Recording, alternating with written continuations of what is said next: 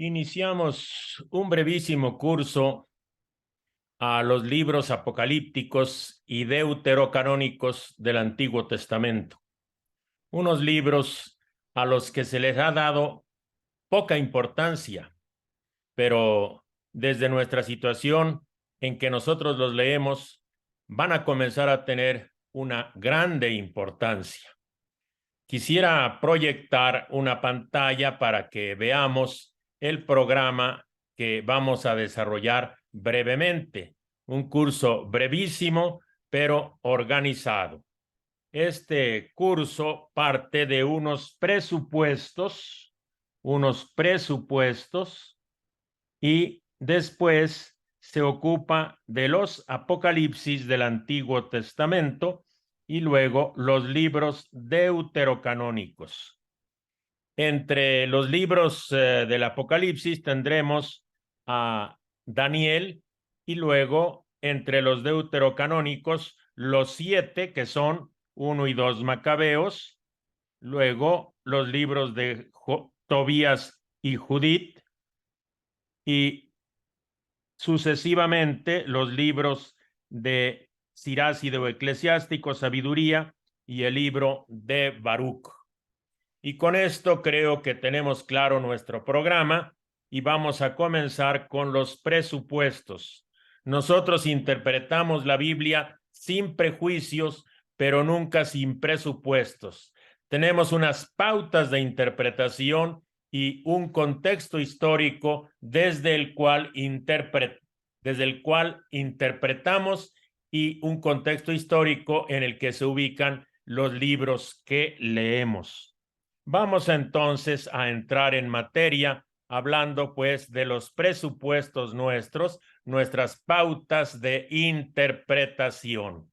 Bien, estas pautas de interpretación nos señalan que pues nosotros hemos aprendido a leer la Biblia con algunos criterios científicos, con algunos criterios hermenéuticos de interpretación que se usa normalmente en la exégesis bíblica.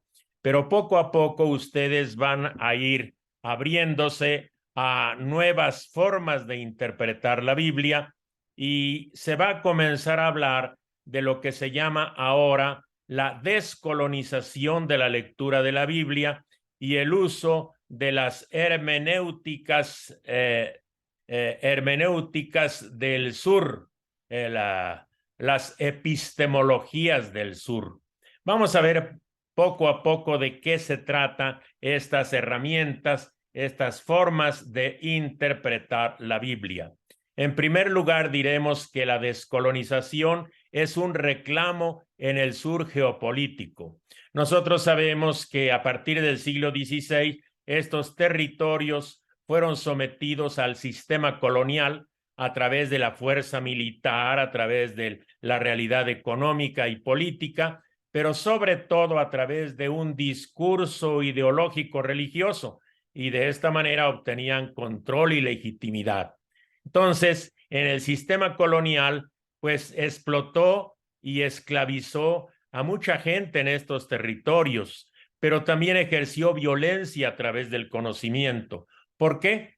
Porque postulaba la superioridad de la cultura europea y hacía sentir que el conocimiento y la cultura de estos pueblos no valía y por eso la destruían.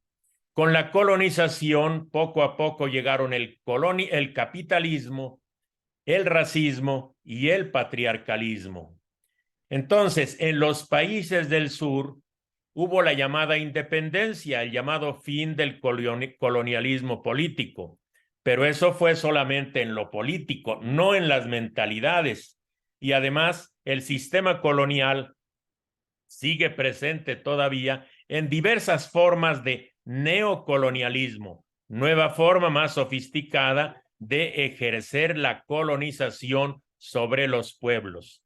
Y por eso ha surgido una mentalidad descolonizadora, una mentalidad que está dando un giro descolonial, giro decolonial, presentando alternativas al colonialismo y al imperialismo dominante. Y justamente para descolonizar estos pueblos y estas culturas han surgido lo que se llama las epistemologías del sur. Bueno, como parte de este giro de descolonización, vamos a ver que se está descubriendo que hay necesidad, que hay posibilidad y hay validez también de hacer una lectura descolonizada de la Biblia, la descolonización aplicada a la lectura de la Biblia. Partimos de un presupuesto.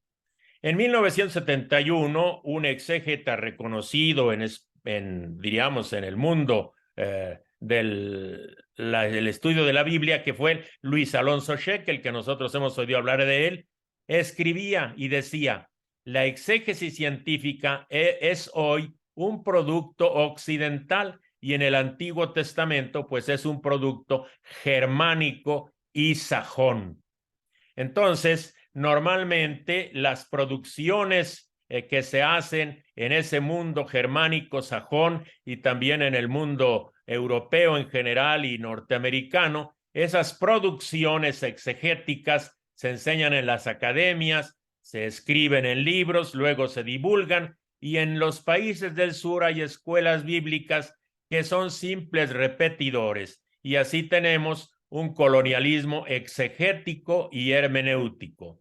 Esto nos muestra que es necesaria la descolonización también a la lectura de la Biblia. Los lectores de la Biblia están llamados a liberarse de los modelos europeos y norteamericanos.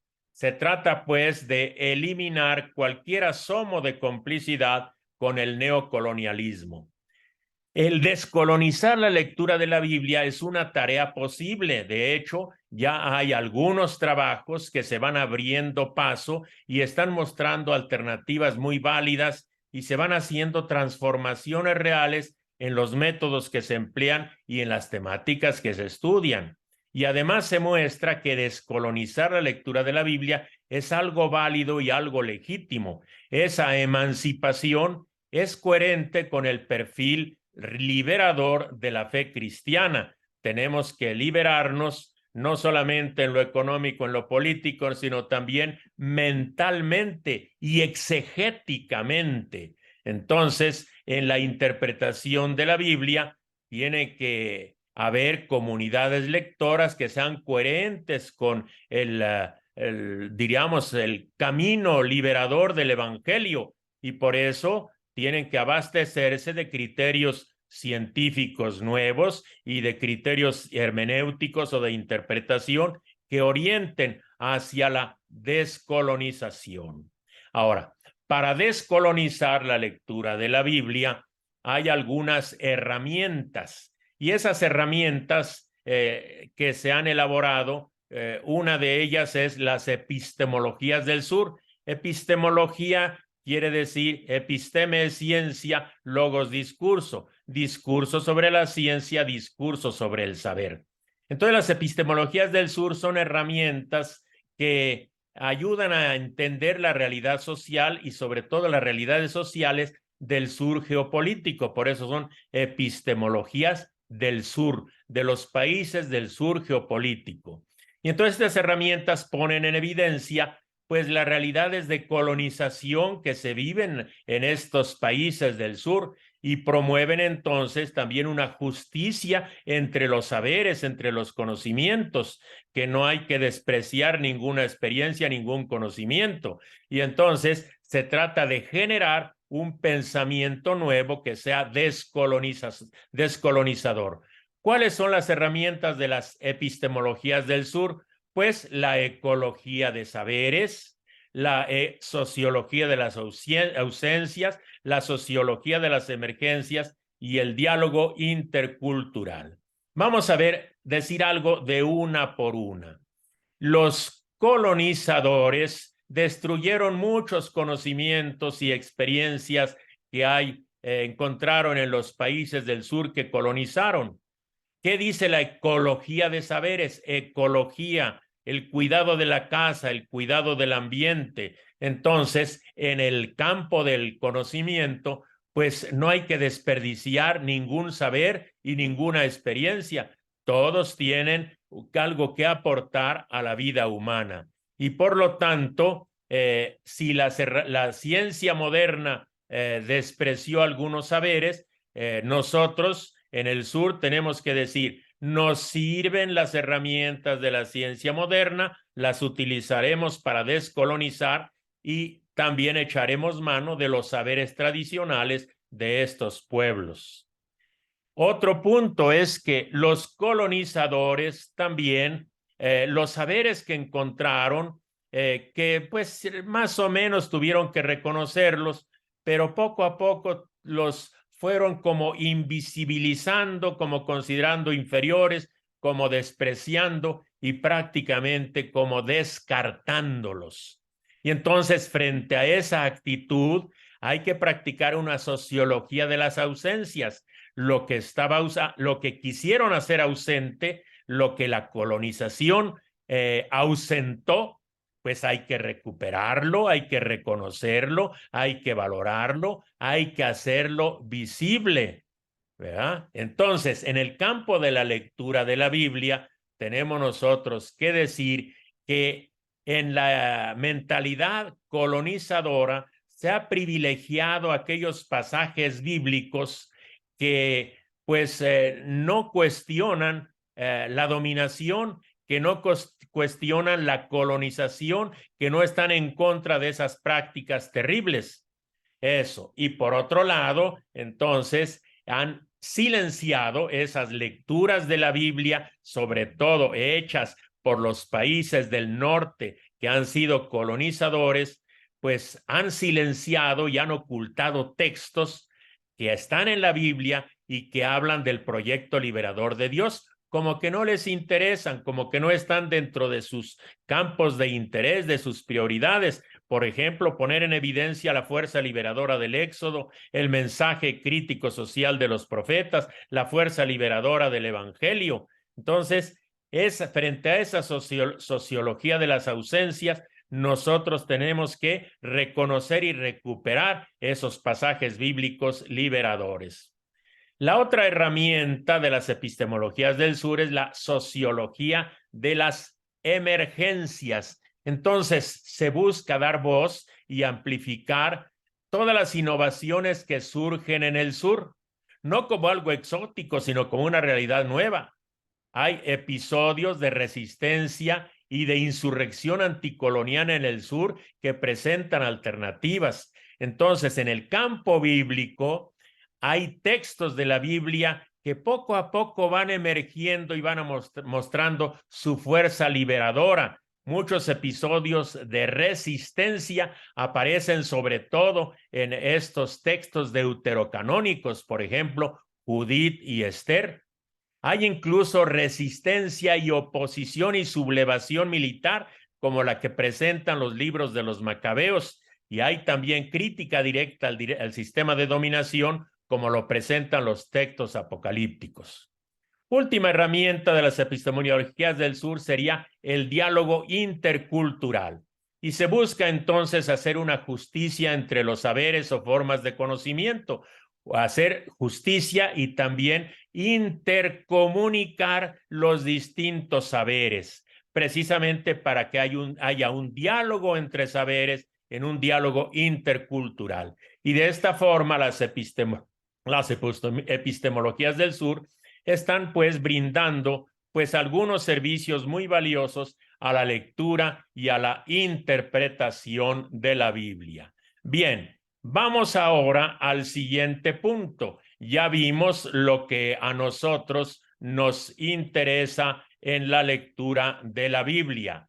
Queremos ahora ver lo que aparece como contexto de los textos bíblicos que vamos a estudiar. Y para ello, pues me voy a permitir proyectar una pantalla donde van a aparecer el contexto histórico. Lo encontramos, les pido de favor que vayan a la página número 3 de sus apuntes y ahí vamos a encontrar el contexto histórico de estos libros que vamos a estudiar, los libros apocalípticos del Antiguo Testamento, y también los libros deuterocanónicos.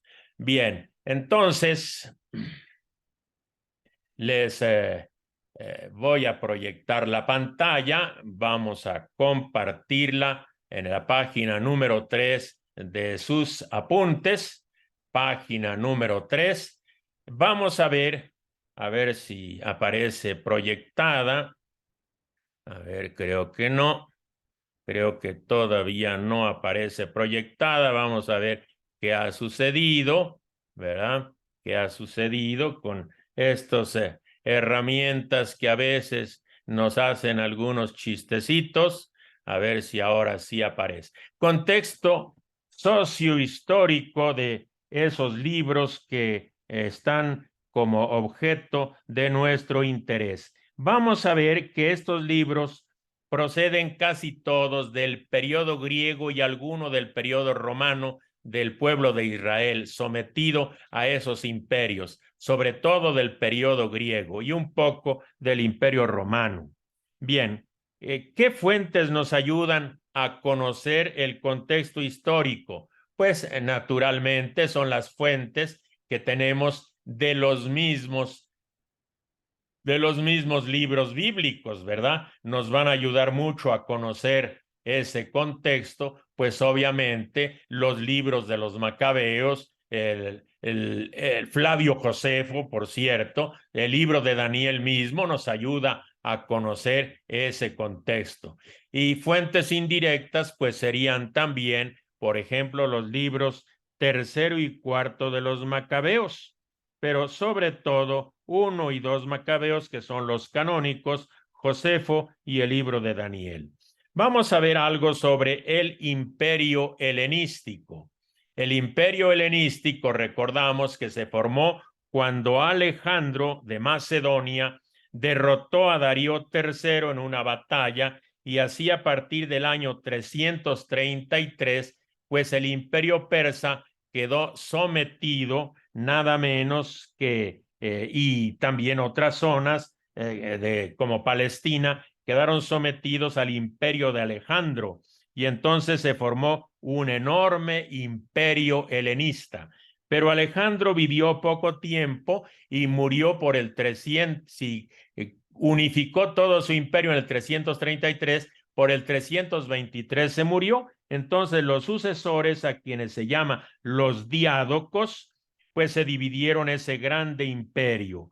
Por su parte, Ptolomeo Lagos se adueñó, se impuso, ¿verdad?, en la parte sur, que es precisamente la parte de Egipto, donde dominó desde el 287 al 197.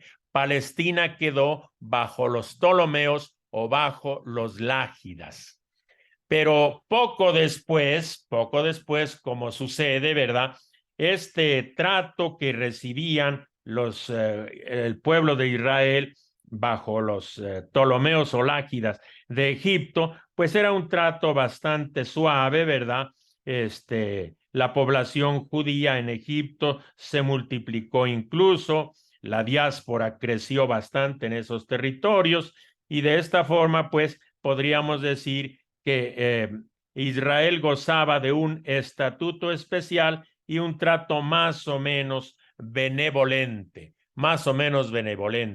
Pero sucede que los lágidas se debilitaron un poco, y entonces sobrevino el grande imperio seleucida, y sobre todo cuando cuando Antíoco III destrozó a Ptolomeo V de Egipto, ¿verdad?, en una célebre batalla, y entonces a partir del año 197 logró que Palestina quedara bajo los seleucidas. Al principio fue favorable, pero como todos los imperios, se les mete algo en la cabeza y quieren hacerse dueños del mundo. Y fue así como le vino el sueño de hacer una civilización panhelenista, todo bajo el mundo griego, bajo la cultura griega, bajo la cultura helénica.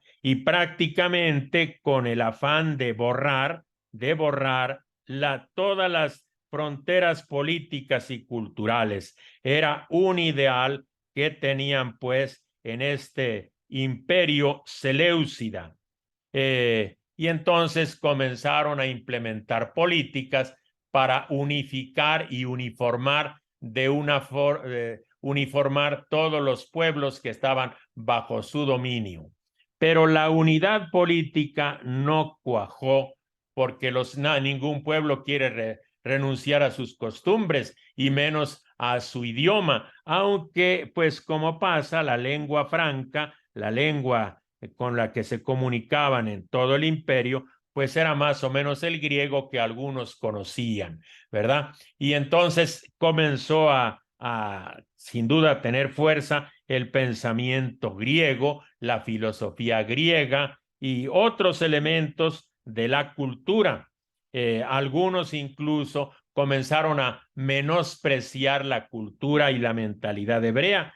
Hubo sin duda judíos fieles que rechazaron, incluso resistiendo con violencia a esa imposición, pero hubo también otros entusiastas de la cultura extranjera, de la cultura griega, como que siempre hay gente que rechaza lo propio, quién sabe qué complejo tienen y siempre buscan aprovechar y sentirse como si fueran de la cultura dominante, se alían con los dominadores. Y así se originó una especie de cisma religioso-cultural que puso realmente al pueblo en verdaderos problemas. Y cómo hubo gente que resistió, entonces, si no aceptan la cultura por las buenas, pues entonces van a aceptar la cultura extranjera por la fuerza. Y entonces hay una helenización forzada. Y esa la implementó Antíoco IV Epífanes, el más célebre negativamente de esos Antíocos.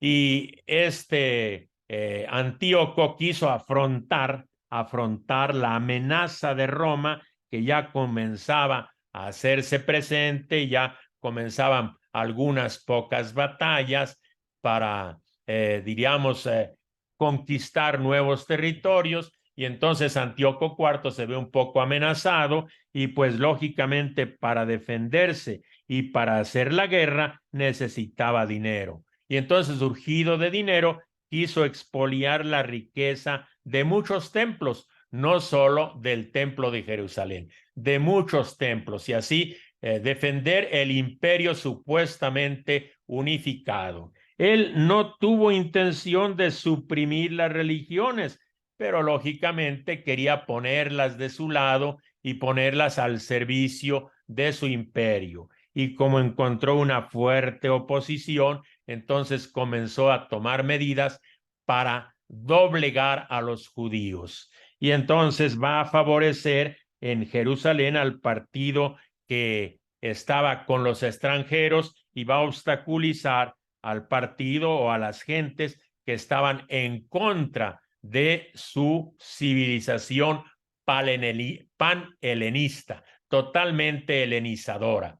Por otra parte, en Jerusalén, pues también los dirigentes se dividen entre ellos, sobre todo las gentes del sumo sacerdote y los que tenían a su cargo el templo. Y entonces vamos a ver que el cargo del sumo sacerdote pues era muy codiciado, se va a convertir en mercancía, y entonces ese cargo se compra y se usurpa, siempre alentado por la potencia dominante. Y así buscaban ganarse el favor del emperador con dinero. Si yo llego y me nombra sumo sacerdote, pues te doy tanto dinero, tanta parte. Si yo colaboro políticamente contigo, pues me haces sumo sacerdote. Y tal fue el caso de algunos sacerdotes como Onías, que fue totalmente, era sumo sacerdote legítimo y fue suplantado por un tal Jasón, y después este fue suplantado por Menelao. Pero Onías era un sacerdote legítimo y murió en el año 172. Y De esta forma, entonces, se emprendió una activa política de helenización de Jerusalén. Incluso uno de los sumos sacerdotes, como Menelao, robó los vasos sagrados del templo precisamente para enviárselos al emperador como una señal de su lealtad. Antíoco IV, por su parte, en el año, vamos otra vez a subrayar este personaje nefasto, este Antíoco IV, en el año 169 y después en el año 167 antes de Cristo, tuvo unos comportamientos poco felices para el pueblo de Israel. En primer lugar, en el año 169 expolió el templo de Jerusalén, se apropió de los vasos sagrados y luego lo justificó como justa represalia por las sublimaciones que habían hecho para derrocar al sumo sacerdote. Y luego, como no lograba doblegar al pueblo, a la totalidad del pueblo judío, en el año 167 tiene algo terrible. Llega a Jerusalén, saquea la ciudad de Jerusalén, derriba sus murallas y la destruye parcialmente. Una medida muy agresiva y ya el templo quedó bajo su jurisdicción. Y así, como los judíos se sienten ofendidos y resisten, entonces viene una política de persecución. Y esto lo provocó la intransigencia judía, y el rey, entonces, el rey Antíoco IV, emite un célebre decreto, así se dice, un decreto por el cual quiere prohibir prácticamente la práctica del judaísmo en muchas de sus manifestaciones. Aquí dice a todas, pero es en muchas de sus manifestaciones. Y a quien no se le sometía fue realmente objeto de una brutal represión. Pero así algunos se obstinaron y se rebelaron con una insurrección armada, que es el caso, pues, de la resistencia de los macabeos. Entre esos que resistieron estaban los llamados Hasidim, diríamos, los santos, los apartados, ¿verdad? Su resistencia duró unos 5 años y efectivamente esa resistencia estuvo comandada por los macabeos. Y al final, esta resistencia logró vencer, incluso consiguió una relativa autonomía política, lograron dedicar el templo de Jerusalén y los macabeos hicieron su propia dinastía, que se le llama la dinastía Asmonea, que comienza justamente con Judas el Macabeo, con su hermano Jonatán y luego su hermano Simón. Pero esta dinastía, que comenzó con mártires y héroes, terminó en la corrupción ya con Simón. ¿Qué medidas de política religiosa tomó el imperio seleucida bajo Antíoco IV Epífanes? Pues son unas medidas bastante fuertes. Se van a suspender los sacrificios, se abroga la observancia del sábado y de algunas fiestas tradicionales, incluso se quiere destruir las copias del libro de Daniel, se prohíbe la circuncisión de los niños, cualquier desobediencia se castiga con pena de muerte, se erigen altares a los dioses paganos, sobre todo a partir del año 167, se sacrifican animales impuros, se obliga a comer carne de cerdo para probar incluso su lealtad al nuevo monarca y se obliga a participar en algunas fiestas, ¿verdad? Sobre todo se obliga a hacer un sacrificio mensual en honor del nuevo rey. Y los judíos estaban obligados a participar en esos ritos idolátricos e incluso se introduce en el templo el culto al Zeus olímpico. Bueno, pues en esta circunstancia surge también una literatura y una teología, que es precisamente la que está expresada en la apocalíptica, sobre todo con la fe en la resurrección, y también en varios de los libros deuterocanónicos. Es una política de resistencia ante el imperio dominador que expresa la voluntad de liberación de los oprimidos. Y con esto, pues, tenemos una semblanza del contexto histórico de los libros apocalípticos y deuterocanónicos. En esa circunstancia nacieron.